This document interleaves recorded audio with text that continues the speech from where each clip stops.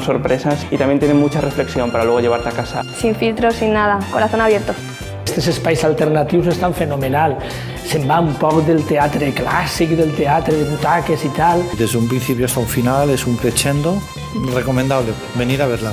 Y tiene su parte de humor, pero además transmitiendo un mensaje.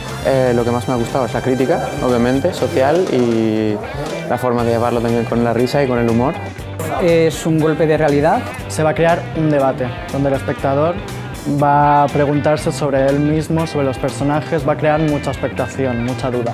Sí, lleva la reflexión y tal, pero que es que el teatro es eso, hay que reflexionar.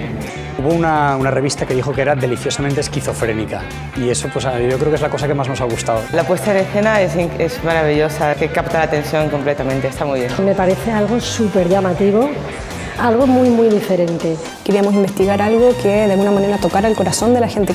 Veo un trabajo muy exquisito en la danza, un trabajo en grupo. Me parece muy interesante que se trate el género de ciencia ficción de manera teatral. Que he visto reflejada la juventud y la sociedad en la que vivimos hoy en día i ens ajuden a reflexionar un poc del món que ens envolta. Muy tierna su manera también, que aprovecha mucho las características de rusofas escénicas. Rompe la cuarta pared, apela directamente al público. La cercanía, o sea, me ha parecido fluido, no sé, muy divertido.